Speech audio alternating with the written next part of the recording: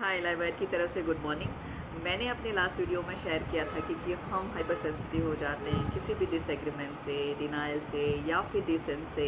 हमारी कोई ख्वाहिश पूरी नहीं होती या हमें कोई चीज़ चाहिए, हमारी कोई नीड है वो जो पूरी नहीं हुई है, तो हम इरिटेट हो जाते हैं, प्रोवोक हो जाते हैं, रिएक्ट करने लगते हैं, चिड़चिड़ा जाते हैं।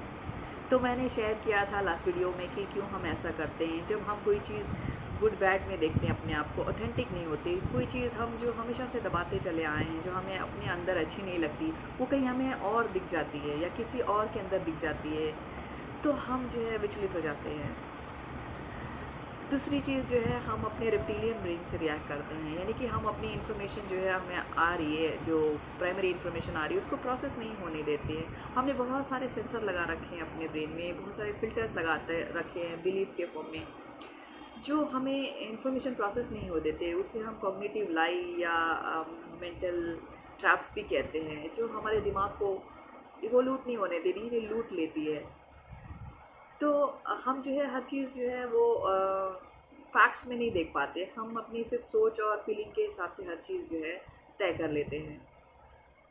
तो ये वीडियो जो है उसी का एक्सटेंशन है। इसमें मैं बताऊंगी कि हम कैसे डील कर सकते हैं उन सब तमाम हमारे जो अंदर इरिटेशन होती है या फिर हम जो है सडन आउटबर्स्ट हमारे अंदर हो जाता है। वैसे तो हमें बहुत सारे सॉल्यूशंस मिल जाते हैं, नेट पे हैं, गूगल पे हैं, यूट्यूब में हमें मिल जाता है कि फिर 4 ways how not to get annoyed, 3 tips how to be happy and successful. WhatsApp universities में हमें रोज पॉजिटिव रहने के कोट्स आते हैं। हमें फैमिलीज़ एंड फ्रेंड्स से एडवाइस मिलती है कि ऐसे मत सोचा करो, ऐसे मत रिएक्ट करा करो, ऐसा नहीं सोचते। पर हमें जितना भी कहा जाता है कि ऐसा नहीं सोचते, हम उतना ही हमारा सोचने का मन करता है कि ऐसा ही सोचो। तो मेरा मानना है कि सोल्यूशन से ज़्यादा हमें ज़रूरत है अपने अंदर खुद को समझने की, तो हमारे आधे से ज़्यादा काम हो जाता है। तो अगर हम सोल्यूशन की बात करें या इससे हम सब कैसे डील करें, तो इसको मैंने 2 कैटेगरी में रखा हुआ है। पहला जो है वो है इमीडिएट रिलीफ। हमें तुरंत जो है इससे रिलीफ चाहिए, हमें जो पेन हो रहा है, जो सफरिंग हो रही है, जो स्ट्रेस हो रहा है, उससे हमें इमीडिएट रिलीफ चाहिए। इसे एक्सटर्नल सोल्यूशन भी कहते हैं। जैसे हम डॉक्टर के पास जाते हैं और हम डॉक्टर से कहते हैं, डॉक्टर साहब हमें फ़ीवर हो रहा है, हमें कोई दवाई दे दो, हमें तुरंत रिलीफ चाहिए। तो हम ये नहीं जानना चाहते कि हमें फ़ीवर किस वजह से हो रहा है, हमारी हड्डी टूट गई है या हमें कोई इन्फेक्शन हो गया है या हमें फ्लू हो गया है। हमें सिर्फ जो है छुटकारा चाहिए अभी, तो वो हमें कोई भी दवाई दे देता है, पैरासीटामोल, तो हमें रिलीफ मिल जाता है। जो सेकंड सोल्यूशन है वो थोड़ा सा लॉन्ग है, थोड़ा सा पेनफुल है और लेकिन कॉम्प्रिहेंसिव है। उसमें हर चीज़ की हमें ज़रूरत पड़ेगी, लेकिन वो हमारा रूट कॉज़ का इलाज कर देता है। तो अगर पहले सोल्यूशन की बात पे आते हैं, जिसे मैंने एक्सटर्नल कहा या फिर जिसे मैंने इमीडिएट रिलीफ कहा, अगर उसकी बातें करते हैं, तो जब हमें सडन आउटबर्स्ट होता है उस वक्त हमारे दिमाग जो है भर जाता है सोच विचार से, और हमारे अंदर एक नेगेटिव एनर्जी जो है भर जाती है पूरी तरह से। तो हमें उसको चैनलाइज करने के लिए कुछ ना कुछ सोल्यूशन चाहिए होता है, इमीडिएट रिलीफ के लिए चाहिए होता है हमें, क्योंकि हमें वो पेन नहीं चाहिए। तो इसको मैंने जो है 5 कैटेगरी में डिवाइड किया है। सब ओवरलैप हो सकते हैं, हम सब ये करते हैं, बहुत ही इफ़ेक्टिव है। मैंने बहुत किया है क्योंकि मुझे बहुत ये सारी चीज़ें होती थी, तो मैंने कई तरह के इसमें से जो सॉल्यूशंस हैं वो ट्राई किए हैं। तो अगर हमें सडन कोई आउटबर्स्ट होता है तो हम क्या कर सकते हैं? हम सबसे पहले अपना अटेंशन डाइवर्ट कर सकते हैं वहाँ से, जहाँ पे जिस सिचुएशन में हैं हम हैं, उस सिचुएशन से हम हट सकते हैं। जैसे मैंने कहा पहले वीडियो में कि हम पानी पी सकते हैं या उल्टी गिनती करना शुरू कर सकते हैं। हम सडन अपना अटेंशन अपने थॉट को ब्रेक करने के लिए अपना अटेंशन डाइवर्ट कर सकते हैं। कोई ठंडा पानी या गर्म पानी पी सकते हैं, किसी ऑब्जेक्ट को टच कर सकते हैं, ठंडा या गर्म। मुझे याद है, मैं ऐसा कभी होता था तो मैं लेमन की पत्तियाँ या कोई खुशबूदार चीज़ जो हमें हमारे को काम डाउन करती है, कोई एसेंशियल ऑयल है या कोई लेवेंडर है या किस तरह की खुशबू, तो मैं उस लेमन की पत्तियाँ सूंघ लेती थी, तो मेरा अटेंशन डाइवर्ट हो जाता था। या बाइनौरल बीट्स हैं, म्यूज़िक है, हमें तुरंत अटेंशन हमारा डाइवर्ट करते हैं। ब्रीदिंग है। लेकिन अगर हम डाइवर्ट नहीं कर सकते उस वक़्त अपने आप को, जैसे हम किसी सिचुएशन में ऐसे हैं, हम कोई बिज़नेस मीटिंग में हैं या फिर हम कोई सोशल सिचुएशन में हैं जो हम हट नहीं सकते, तो हम क्या कर सकते हैं? हम जो है वो ग्राउंडिंग कर सकते हैं। ग्राउंडिंग बहुत ही कारगर टेक्नीक है। इसमें क्या होता है, जब हमें कोई सडन जो है स्ट्रेस होने लगता है, आउटबर्स्ट होने लगता है, तो हम कोई भी चीज़ जो है वो टच कर लें, ऑर्गेनिक चीज़, वुडन चीज़, जैसे वुडन टेबल को हमने हाथ लगा लिया, अपने आप को टच कर लिया, किसी और का हाथ पकड़ लिया, स्ट्रेस बॉल हम पकड़ लेते हैं, मेटल वॉच, हमारे फिजिकल सेंसेशन हम चेक करते हैं कि हमारे हाथों में क्या हो रहा है, कोई वाइब्रेशन सी हो रही है जब स्ट्रेस हो रहा है, तो हम कुछ चीज़ टच कर लेते हैं, ऑर्गेनिक टच कर लेते हैं। वुडन के वो पैर के जो शूज़ हैं वो निकाल के पैर ज़मीन पे रख लें ताकि हमें ग्राउंडिंग मिले। ग्राउंडिंग के बहुत सारे तरीके हैं, बहुत लोग पेड़ को हग कर लेते हैं, पेड़ के नीचे बैठ जाते हैं, टेरेस पे चले जाते हैं कि एक आसमान देख लेते हैं, तारों से बात कर लेते हैं, कोई नदी किनारे बैठ जाते हैं, या पहाड़ अगर मिल जाता है तो बात करने लगते हैं, गार्डनिंग कर लेते हैं, पॉटरी कर लेते हैं। तो ये सारी चीज़ें बहुत ही इफ़ेक्टिव है। ग्राउंडिंग, एक अर्थिंग एक बहुत ही अच्छी टेक्निक है जो बहुत ही कारगर है। हम नंगे पैर जो है अगर गीली घास पे या गीली मिट्टी पे चलें तो बहुत अच्छी अर्थिंग मिलती है, हमारी पूरी जो है नेगेटिव एनर्जी चैनलाइज हो जाती है। जैसे हमें कहा जाता है कि गीली मिट्टी पे गीली घास पे चलो, तो वो हमें अर्थिंग प्रोवाइड कर, क्योंकि हमारा दिमाग एक बैटरी की तरह है, प्लस माइनस, तो हमारा पूरा चैनलाइज कर सकती है। तो नेचर बहुत अच्छा जो है हमें हमारा पूरी चीज़ को एब्जॉर्ब कर लेती है, हमारे जो नेगेटिव एनर्जीज़ हैं या जो भी नर्वस एनर्जी हमारे अंदर है वो चैनलाइज कर देती है। जो अगली टेक्निक है वो ये है कि हम आउटलेट के थ्रू अपना जो है सारा जो है निकाल सकते हैं, अपना जो भी हमारे अंदर चल रहा है।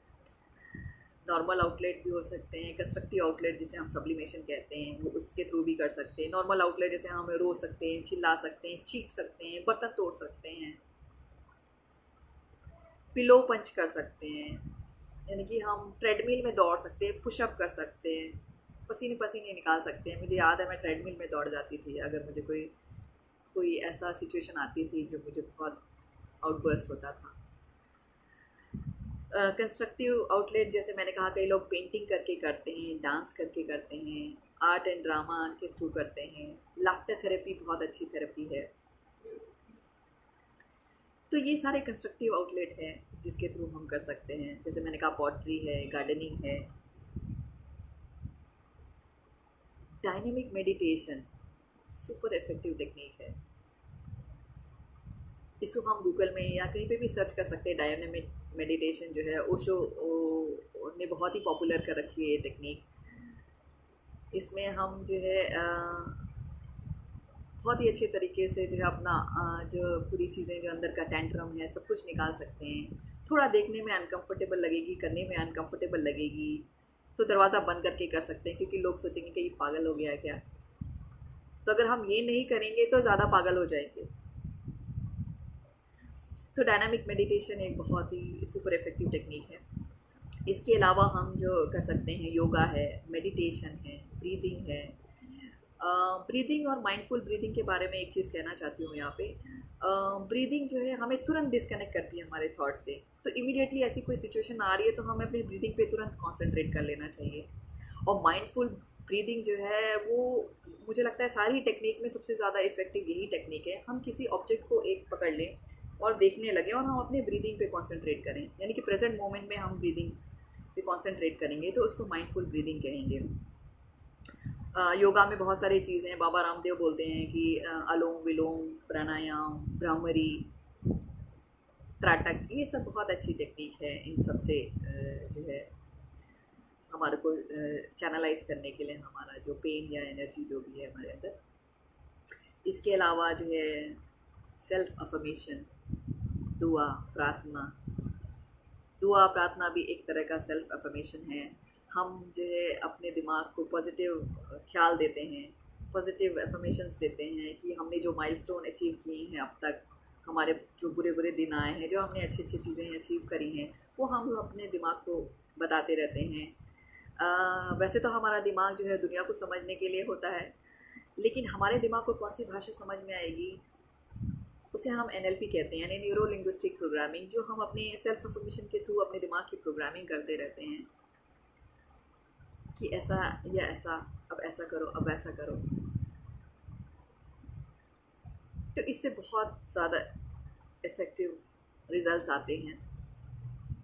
जो नेक्स्ट है वो टेक्निक है वो है रिफ्लेक्सोलॉजी, हम कर सकते हैं acupressure, acupuncture, hydrotherapy, massage, cupping,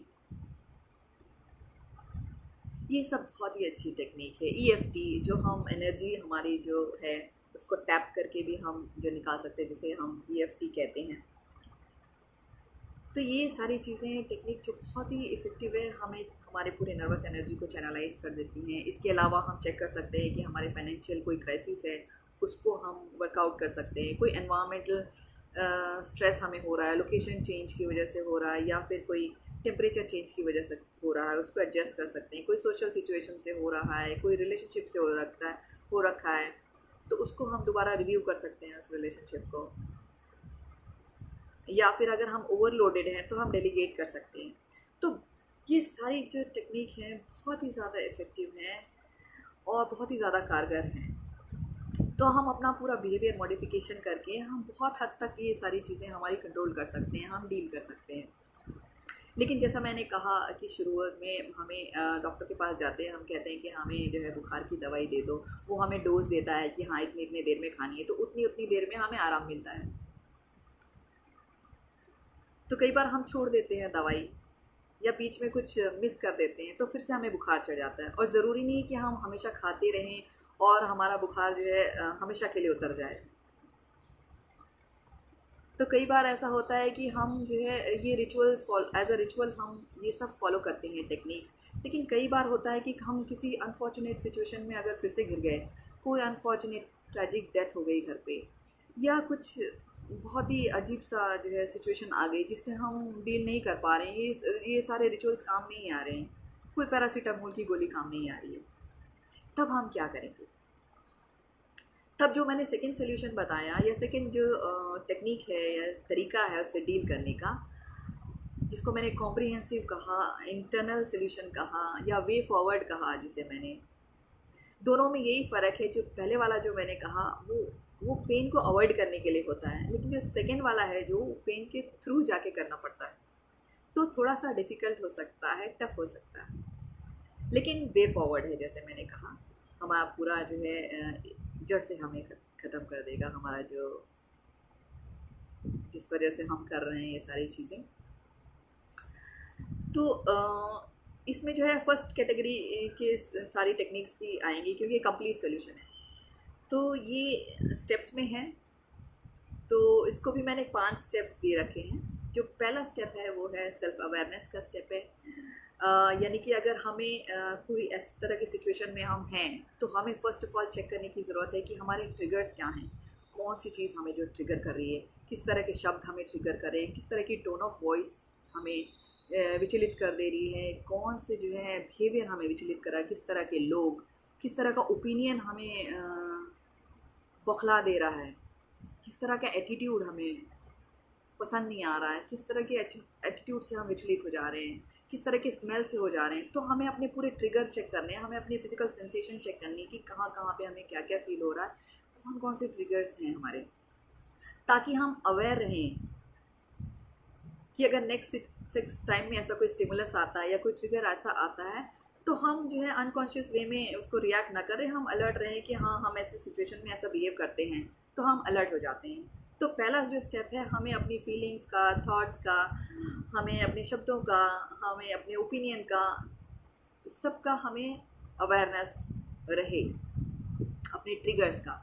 तो इसके लिए बहुत ज़रूरी है कि हम एक डायरी अगर मेंटेन करें। वैसे तो बहुत डिफ़िकल्ट है जांचना कि कैसे क्या होता है, पर अगर डायरी रहेगी तो हमें पता रहेगा कि ये हमारे ट्रिगर्स हैं। जो सेकेंड स्टेप है वो ये है कि हमें और सेल्फ अंडरस्टैंडिंग या सेल्फ एक्सप्लोरेशन या डिस्कवरी की ज़रूरत पड़े। जैसे मैंने कहा, अगर हमें अपने ट्रिगर पता चल जाते हैं तो हम थोड़ा और उसको स्टडी कर सकते हैं। उसको और स्टडी करने के लिए हम साइकोमेट्रिक टेस्ट कर सकते हैं, जैसे DMI टेस्ट है या अदर साइकोमेट्रिक टेस्ट है। कोई वर्कशॉप अटेंड कर सकते हैं, सेमिनार अटेंड कर सकते हैं, गूगल में रीड कर सकते हैं, अपने बिहेवियर को एनालाइज कर सकते हैं, मेडिटेशन के थ्रू, यानी कि और पता कर सकते हैं अपने बारे में कि ये हमें क्यों हो रहा है, ये सिचुएशन में हमें क्यों जो है स्ट्रेस हो रहा है। तो वो हम और स्टडी कर सकते हैं। जैसे मुझे पब्लिक स्पीकिंग से हमेशा प्रॉब्लम होती थी, तो मैंने टोस्ट मास्टर्स ज्वाइन कर लिया था दुबई में। तो मुझे पता चल गया था कि कुछ इन वजह से मुझे जो है ये प्रॉब्लम होती है। तो इससे हमें अपने कोर बिलीफ का पता चलता है, अपनी सोच का पता चलता है कि कौन कौन सी सोच से वजह से हमें ये ट्रिगर्स होते हैं। तो अगर हमें अपनी कोर बिलीफ का पता चलता है तो हमें पता चल जाता था कि हमारी कौन सी नीड जो पूरी नहीं हुई है, एक्सेप्टेंस की पूरी नहीं हुई। जैसे मुझे रिजेक्शन से डर लगता था, तो यानी मेरी एक्सेप्टेंस की नीड पूरी नहीं हुई है। तो हमें अपने बारे में, अपने कोर बिलीफ के बारे में पता चल जाता है। जो थर्ड स्टेप है वो है सेल्फ अंडरस्टैंडिंग। ये एक थोड़ा सा डिफ़िकल्ट प्रोसेस है, क्योंकि इसमें जो है हमें अपने बिलीफ पे जो हमने पता लगाया है सेकेंड प्रोसेस में, उस पर क्वेश्चन मार्क लगाने की ज़रूरत पड़ती है। वो इतना आसान नहीं होता है, क्योंकि हमने अपनी सोच को बचपन से पाल पोस के इतना बड़ा किया है, उसको खाद पानी डाल के इतना मजबूत बनाया है, वो हमें इतना सिक्योरिटी प्रदान करती है, हमें इतना एश्योरेंस देती है, हमारे अस्तित्व से जुड़ी हुई है वो। उसको तोड़ना इतना आसान नहीं है। जैसे फॉर एग्जांपल मैंने लास्ट टाइम बोला था कि रिलीजन हमें विरासत में मिला है, हम उसको क्वेश्चन मार्क नहीं कर सकते। फॉर एग्जांपल पेरेंट चाइल्ड के बीच में बहुत क्लैशेस होते हैं। जैसे फॉर एग्जांपल एक बिलीफ ये है पेरेंट का कि बच्चों को जो है बड़ों की आदर करनी चाहिए, क्योंकि हम एज में उनसे बड़े हैं। लेकिन बच्चे क्या कहते हैं, हमें टैलेंट के हिसाब से आदर करेंगे, हम एज के हिसाब से हम रिस्पेक्ट नहीं करेंगे। तो दोनों में बड़ा क्लैश होता है कि हम सही हैं कि तुम सही हो। तो हमेशा बात जो है वो डेड एंड पे आके अटक जाती है, तो कोई सोल्यूशन नहीं मिलता। तो इतने क्लैशेस होते हैं कि हम डेड एंड पे आके अटकते हैं, तो हमारा कोई सोल्यूशन काम नहीं आता। जो मैंने आउटलेट वगैरह बताए, इन सब से भी कोई हल नहीं होता हमारा मकसद, क्योंकि हम जो है वो बिलीफ की लड़ाई लड़ रहे हैं। तो डेड एंड पे आके हो जाती है। हम अपने बच्चों को डाइवोर्स नहीं कर सकते, उनसे अलग नहीं हो सकते, उनके साथ ही हमें रहना है। हमें बहुत फ्रस्ट्रेशन, स्ट्रेस, बहुत कुछ होता है, लेकिन हम सोचने पे मजबूर हो जाते हैं कि कहाँ हम सही हैं, कहाँ हम गलत हैं, हमने क्या ऐसी गलती कर दी। तो हम अपने बिलीफ पे क्वेश्चन मार्क करने के लिए तैयार हो जाते हैं। सेल्फ रिफ्लेक्शन के थ्रू हम ये काम कर सकते हैं। हम देखते हैं कि हमें जो है किस तरह का रिएक्शन मिल रहा है अपने बच्चों से। जो फोर्थ स्टेप है वो है सेल्फ लव का। सेल्फ लव जो है इक्वली डिफ़िकल्ट है। सेल्फ अंडरस्टैंडिंग जैसा थर्ड स्टेप था, उसी के जैसा डिफ़िकल्ट है। सेल्फ लव हम तो सुनते बहुत कुछ हैं कि सेल्फ लव ये होता है वो होता है, लेकिन सेल्फ लव आसान नहीं है पाना, क्योंकि हमें इसमें अपने आप को एक्सेप्ट करना पड़ता है, बिना किसी गिल्ट के, बिना किसी शेम के, कि हाँ मैं ये हूँ तो हूँ। हाँ मुझे रेड वेलवेट केक पसंद है तो पसंद है, ये नहीं कि नहीं नहीं नहीं नहीं नहीं, जैसे मूवीज़ में होता है कि वी आर जस्ट फ्रेंड्स। या फिर हम बचपन में जैसे होते थे कि हम मेहमान आते थे तो जो है पूछते थे अंकल बेटा खाओगे, हम कहते नहीं नहीं नहीं नहीं नहीं नहीं, और लेकिन हमारी नज़र जो है वो समोसे पे होती थी कि जैसे ही जाएंगे हम खाएंगे। तो हम ऊपर से नहीं नहीं नहीं करते रहते हैं। तो हमें जो है अपने आप को एक्सेप्ट करने की बहुत ज़्यादा ज़रूरत है, बिना शेम के, बिना गिल्ट के। हम ये जब हम एक्सेप्ट कर लेते हैं खुद को जैसे हम हैं वैसे, खाली गुड गुड चीज़ें नहीं, गुड बैड ग्रे अगली सब चीज़ें, तब जो है हम ये मानने लगते हैं कि it's okay to flaw, let go कर देते हैं, सरेंडर कर देते हैं, हर चीज़ खुद को फॉरगिव कर देते हैं, बिना कंट्रोल के एक्सेप्ट कर लेते हैं। खुद को कंट्रोल नहीं करते अपनी कोई चीज़ें, कोई हमारी ख्वाहिश है हम इसे कंट्रोल नहीं करते। तो हमें सेल्फ एक्सेप्टेंस की ज़रूरत पड़ती है इसमें। और सेल्फ लव के बाद जो नेक्स्ट स्टेप है, सॉरी इसमें जो थर्ड और जो फोर्थ पॉइंट मैंने बताया, इसमें फर्स्ट वाले की बहुत ज़रूरत पड़ेगी हमें, हीलिंग की, ग्राउंडिंग की, आउटलेट की। हम चीज़ें तोड़ फोड़ करेंगे, सब कुछ करेंगे।